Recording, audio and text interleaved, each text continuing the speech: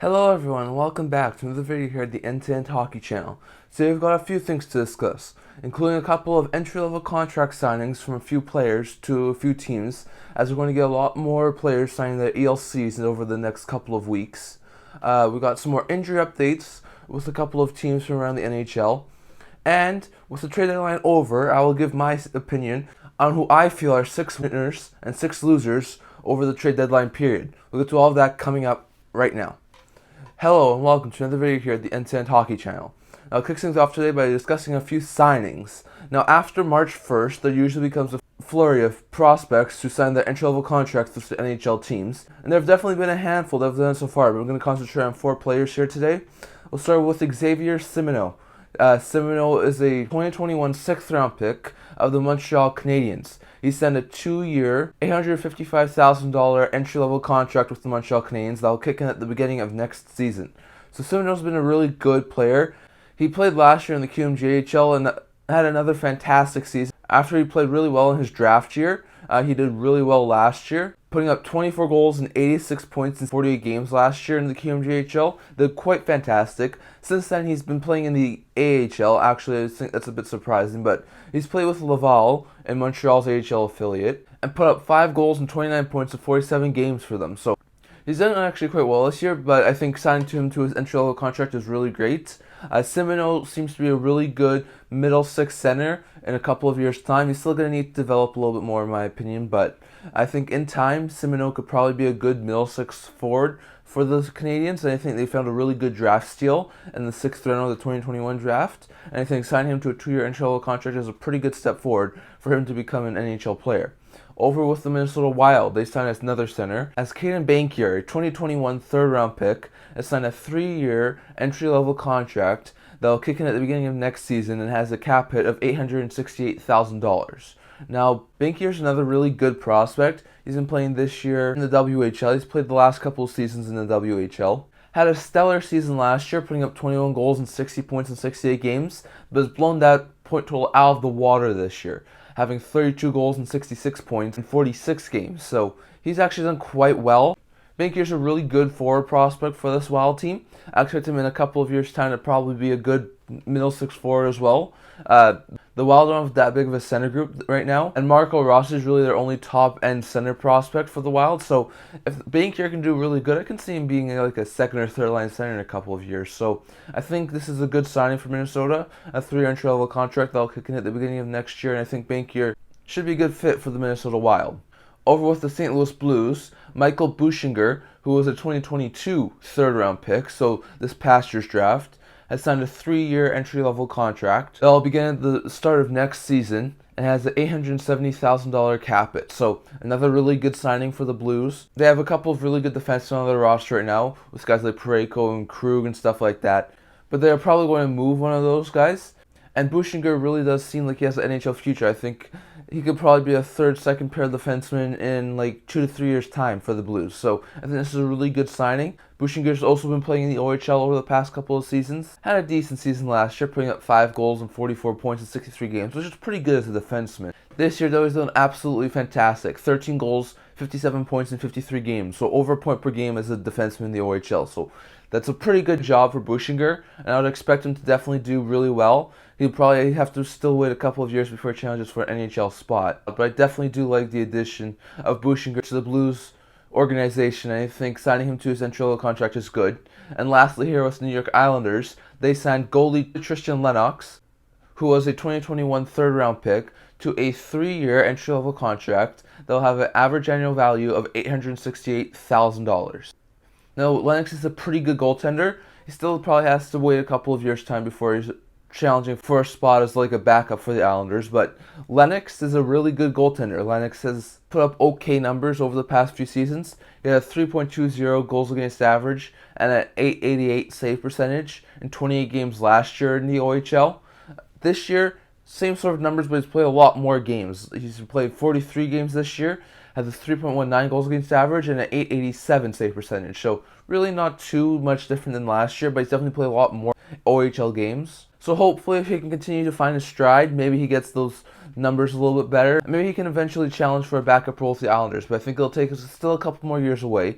The NHL contract does begin at the start of next season, so hopefully he gets into maybe another year of juniors, and then maybe a couple years in the AHL, and maybe in time he can be a good NHL backup for the Islanders. So really good signings for all these teams. I think all four of these players, and Lennox, Bushinger, Bankier, and Simoneau all have futures in the NHL, and I think the first step to getting them there is to send them to their ELC. So good for all four teams to get those guys under entry-level contract, and we'll definitely look out for more players signing the entry-level contracts over the next little while.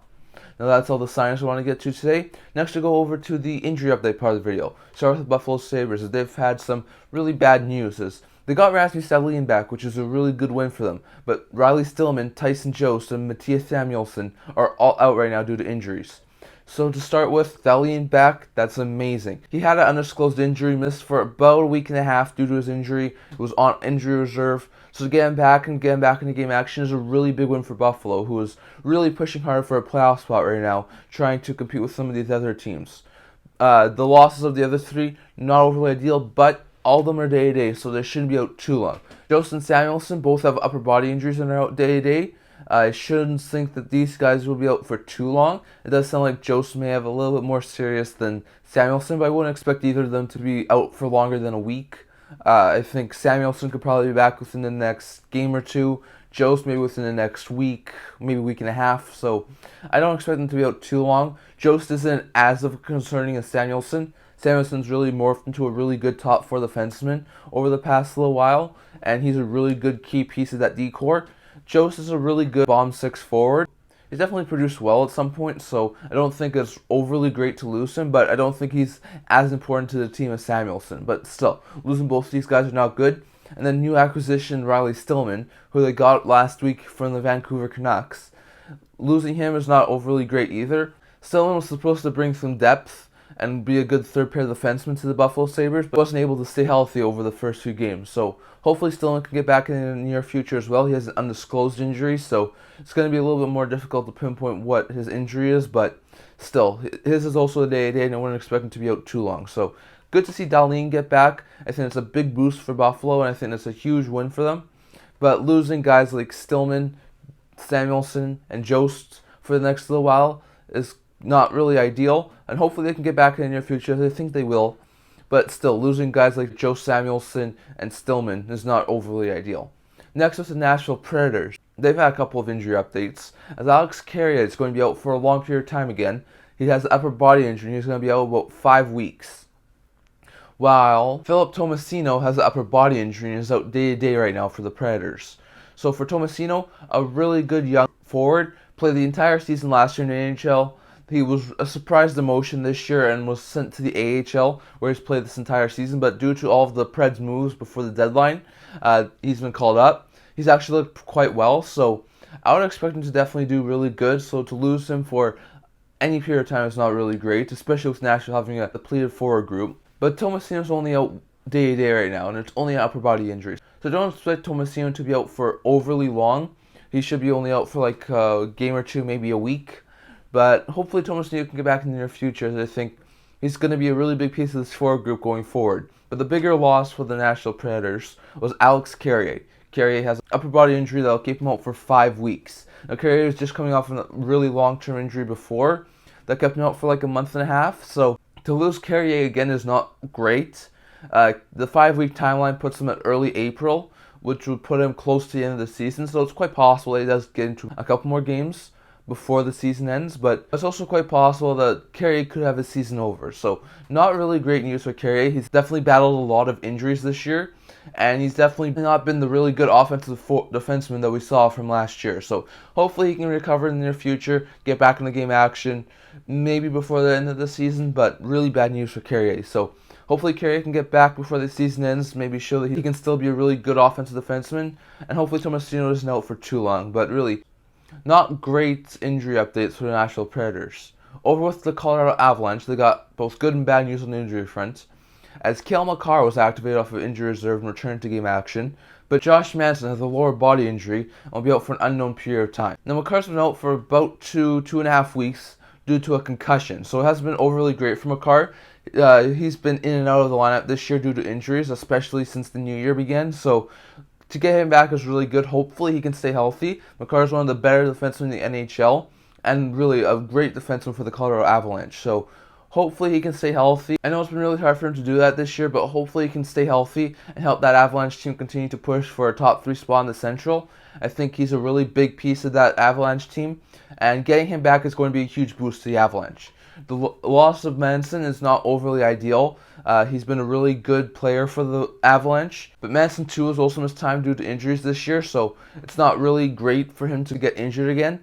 The unknown period of time for his lower body injury makes me seem that it could be anywhere from like the next couple of games to the next couple of weeks. So really hard to pinpoint when Manson could be back, but losing him for a foreseeable future is not great, as he's been a really good top 4 defenseman for the Avs this year, and he's a really, really good defenseman. So getting Makar back is a huge boost to the Avalanche and should help that defense improve extremely well. But the loss of Manson is not great, as this defense, of course, just can't seem to stay healthy this year. And hopefully Manson can get back in the near future and he's not out overly long with his lower body injury. Next, with the San Jose Sharks, they've had a couple of injury updates, as Jacob McDonald and Radim Šimić both have undisclosed injuries and are going to be out for an unknown period of time.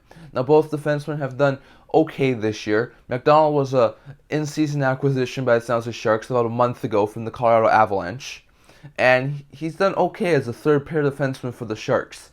Meanwhile, Šimić has been in and out of the lineup this year due to injuries, and was recently coming off injury reserve about a week and a half ago, so not good news to see both of these guys go down with injuries.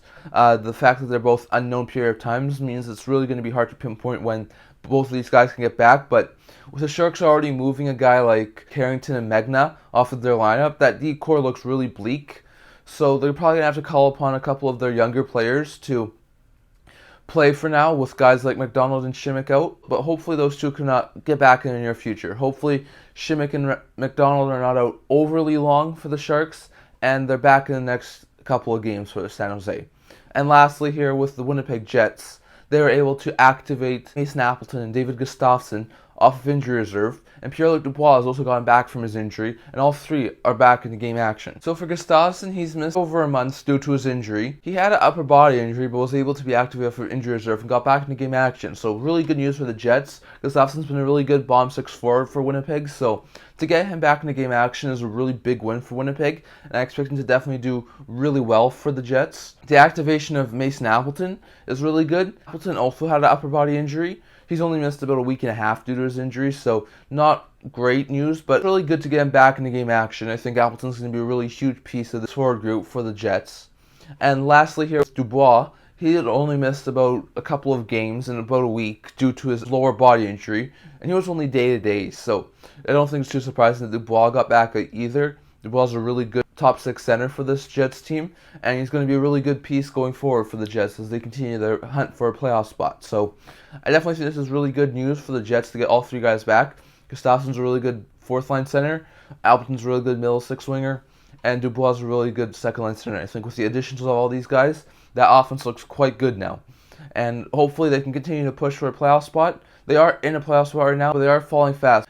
So hopefully the additions of guys like Dubois, Appleton, and Gustafsson will help this team push and continue to fight for a playoff position in this year's NHL. So that's all the injury updates I want to get to today. And next we go over to the trade deadline part of the video. Now, we have done a lot of videos over the past week discussing a lot of all the trades that went down. But now the trade line's done and all the dust is settled, I'm going to give my opinion on which teams were the winners and losers of the trade deadline period.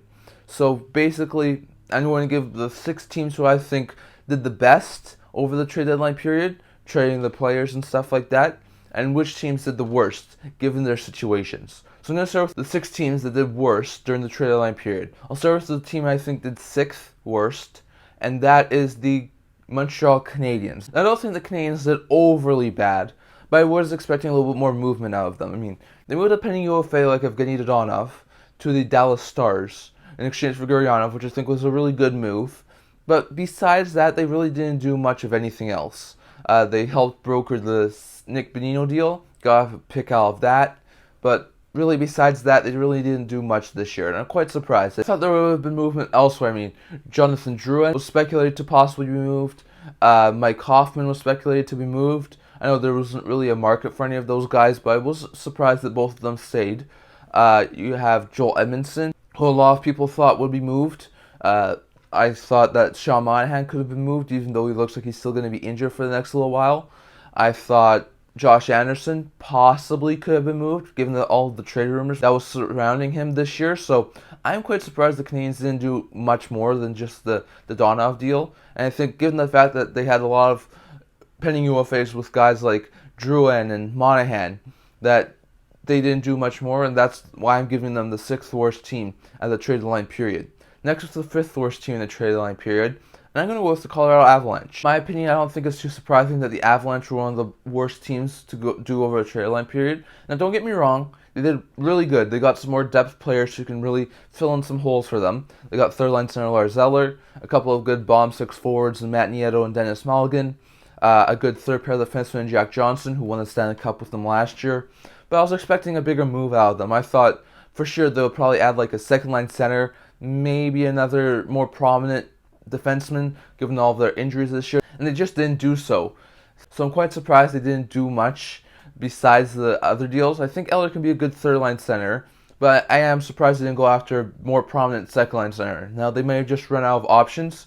We know that O'Reilly and Horvat, who are the 2 top centers to be dealt, were moved earlier, way before the trade deadline, so they may have just run out of options, but I think given the fact they're the defending Stanley Cup champions, I thought they would have gone for a bigger swing. So while they did do okay with their depth additions, I am quite surprised that they didn't do much more, and that's why I'm putting them as the 5th worst team in the trade deadline period.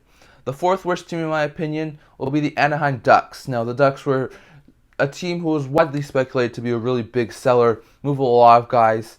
Going towards the end of the trade deadline week, we heard guys like Anthony Stolarz be possibly mentioned for being moved. Defensemen like Klingberg, Boylo, Kuliakov, Shattenkirk all be mentioned in possible trade rumors, as well as forwards like Adam Henrique and Max Comtois. And there were a ton of players who were possibly being traded by the Anaheim Ducks, and they really didn't do much. They didn't wind up moving a guy like Klingberg and Kuliakov, but even then, the returns on them were not really great. They got an okay prospect and a 4th-round pick for Klingberg. They got a 3rd-round pick for Kuliakov, but that was also to take on the McGinn contract from Pittsburgh, so I just don't think that the Ducks did enough. I thought with all of the guys that they had on that team who could have been dealt, I thought they would have been a lot more productive than what they wound up doing, but they wound up just moving Klingberg and Kuliakov basically as their only 2 subtractions to that team, and they didn't really get good returns for them. So quite surprised that the Ducks didn't do more, and I think that's the reason why I'm putting them as the 4th worst team over the trade deadline period. The 3rd worst team I'm going to put as the Carolina Hurricanes. Now, I think it's not really bad that they didn't do much. They got Jesse Puljujarvi, who I think will be a really good top 9 forward when he gets to Carolina. You got third pair defenseman Shane Gostisbehere, who was really fitting well with Carolina on that third pair. I just think that given what the other teams in the East did, the big heavyweights on that team got a lot bigger. Carolina didn't really do that level of addition. I mean, you have the Rangers adding Kane and Tarasenko, the Devils added one of the better players in Timo Meier, the Maple Leafs did a whole change-up, adding guys like O'Reilly, McCabe, got a lot tougher to play against. The Bolts got their one big player in Tanner Jeannot. The Bruins got a lot tougher to play against with guys like Tyler Bertuzzi and Dmitry Orlov in. So Canes did really well at adding. I just don't think they added to the extent that all those other big heavyweight teams in the East did. And I think given the fact that they lost Pacioretty as well, they don't really have that good top 9 scoring forward now. I just think that they could have done a little bit more to that roster. And I think even though the Puljujarvi edition is good, and I really do like the Gostisbehere edition, the fact they weren't able to get another top 9 scorer is why I'm going to give them the 3rd worst team over the trade deadline period. The 2nd worst team to me will be the Seattle Kraken. The Kraken did not do basically anything. The only in-season trade they made this year was the Megna acquisition from San Jose, which I think is a pretty good addition, but I was expecting a lot more from them. Maybe like a 3rd-line center on a short-term deal who could help them on their face-offs, and maybe another guy like a top 4 defenseman like a John Klingberg, who could have helped them with some more offense on the defensive side. So I'm quite surprised they didn't really do much more than just the Megna deal. And given the fact that they are in a playoff spot, and they're in a playoff race, I thought the Kraken would have added a lot more to that roster to try and improve it. So I am quite surprised that they didn't really do much at this year's trade deadline. And given the fact they didn't really do much, that's why I'm putting them as the second worst team over the trade deadline period. And the team who I think did worst over the trade deadline period would be the Philadelphia Flyers. I thought the Flyers would have been a very active team in and around the trade deadline. There was a lot of talk about guys like Kevin Hayes being moved, Ivan Provorov, Nick Seeler, pending OFA guys like Justin Braun, and James Van Riemsdyk. And there were a couple of other guys too. I thought the Philadelphia Flyers would have been one of the busier teams towards the trade line, but it really didn't do much. I mean, they traded Zach McEwen, and that was basically it for the Philadelphia Flyers. So, really underwhelming trade line for the Flyers. And there's a lot of talk that they could probably do a lot of moves around the deadline, but in my opinion, the worst team over the trade deadline period will be the Philadelphia Flyers. As for the 6 teams who did the best over the trade deadline period, the 6 spots I'm giving to the Washington Capitals. I think, given the situation, the Capitals did pretty good. They've sort of been hovering around the playoff mark. They decided that they were going to be sellers. They were a little bit farther out. They had lost a few games just prior to the week before trade deadline, and they started to move players. They moved pending OFAs like Johansson, Dmitry Orlov, Garnet Hathaway, Eric Gustafsson, and Lars Eller. And they moved all of these guys out and were able to recoup some assets. They got a couple of third-round picks in next year's draft, a couple of second-round picks in the 2025 draft, and a really good young player in Rasmus Sandin. So I think for the Caps, we'll probably have a quick retool on their mind, just selling off some pending unrestricted free agents and getting some pretty good player in Sandin and a couple of good draft selections in return, I think is really good. And I think the Capitals did the right move, selling off some of their pending unrestricted free agents, as they're most likely not going to make the playoffs, given how tight that race is. And they're going to boot this down in next year, where hopefully they can maybe move some of those picks for some more players and try and make another run at the Cup next year. So I think the Caps did really well, and that's why I'm giving them the 6th best team over the trade deadline period. The 5th best team, in my opinion, would be the Ottawa Senators. They didn't do much, but what they did was amazing. They added 4th-line center Patrick Brown, who will help their center group right now with Josh Norris out. They added bomb 6 forward Julien Gauthier, who should help a little bit with their depth scoring, and is a pending restricted free agent, so he could remain with the team past this year. And they acquired Jacob Chychrun for a really low cost. And I think the price for Chychrun was not overly high, and they were able to get it for a reasonable price. So I think this is a really good move for the Senators. Did it hurt to lose some draft capital by trading for Chychrun and getting rid of the Zaitsev contract? For sure. But I think for the long run, this is a really good deadline for the Senators. They're still really in the playoff hunt as well, and the addition of Chychrun and Gauthier and Brown will help for this year. But even if they don't make it for this year, this move helps them for a couple of years down the road as well. So I think this is a really good move for the Ottawa Senators, and I think this really helps the team long term. So I think, given those facts, they're the 5th best team over the trade line period. The 4th best team, I would say, is the Chicago Blackhawks. Now, I don't think the Blackhawks got as much of a return as they wanted to on Patrick Kane. I think the conditional 2nd and a 4th for Kane is really underwhelming. But besides that, I think they did really good. They got a 2nd-round pick for Max Domi, something that the Jackets were not able to get last year when Domi was dealt at the deadline. They were able to get a 1st and 2nd-round pick for Jake McCabe and Sam Lafferty, which I think is absolutely incredible. I did not think that McCabe and Lafferty would produce a 2nd and 1st-round pick for the Blackhawks. And then they were able to get a couple of good depth pieces who can help their team right now. They got Anders Bjork for future considerations from Buffalo, Austin Wagner for future considerations from LA, and Joey Anderson, who's a good bomb 6 forward from the Maple Leafs in the McCabe deal. So I think those 3 could be stopgap forwards. They got Zaitsev, who they took on for a 2nd-round pick in this year's draft. So they're weaponizing their cap space. They also got Andreas Englund, who can be a good stopgap defender. And I think that the Blackhawks did quite well this year. So I think, given all of their moves, they got a lot more draft capital. They weaponized the cap space. They got a couple of depth players who can probably play more prominent roles with the team. I think the Blackhawks did quite well, and I think that they helped their team for the future a lot. They helped their team right now to get a better draft selection. And I think that all of these scenarios combined, I think that the Hawks did a really good job for the trade line period. That's why I'm giving them the 4th best team over the trade line period. The 3rd best team, the Toronto Maple Leafs. I think they made a lot of bold moves, but I think this will be good in the long run. The decor, they got Jake McCabe, Luke Schenn, Eric Gustafson. Makes their defense a lot tougher to play against. McCabe will be a good Muzzin replacement. Schenn brings a lot of grit to his game. And Gustafson's a really good offensive defenseman. So with all these guys into their lineup, I think that team is a lot more scary. Add Ryan O'Reilly, who's a really good third-line center. Add Sam Lafferty and Noel Acciari, who are really good bottom six forwards. And I think this team has just become a ton more difficult to play against. In the first-round series against Tampa, I could even see them winning. So the additions for the Maple Leafs, in my opinion, are really good. They lost a couple of guys like a Pierre Engvall. I don't think they were overly fond of losing Rasmus Sandin. But still, they come out of this. They don't have a lot of draft selections over the next couple of seasons. But they do have the Bruins first-round pick that they got in the Sandin trade. So to come out of this with a lot tougher to play against defense, a really good bottom six, a good third-line center in Ryan O'Reilly, and to still have a first-round pick in this year's draft, I think is absolutely amazing for the Maple Leafs. And I think this is a really good trade deadline for the Maple Leafs. That's why I'm giving them the third best team in trade deadline. We'll just have to see if it helps them overcome the playoff hump from before. Next, at second place over the trade deadline period, I'm giving the New York Rangers. I think the Rangers did a fantastic job over the trade deadline period. The Rangers got Tarasenko, I think, for a steal. They only got him for like a first, a fourth, a decent level prospect in Blais. So I think that was a really good move for the Rangers. They got Kane for only conditional second and a fourth. So I think that's a really good move for the Rangers. They also got a couple of depth players like Mott and Mikkola. So I think this team looks extremely lethal now. So I think the addition of all four players for this playoff run for the Rangers is really good.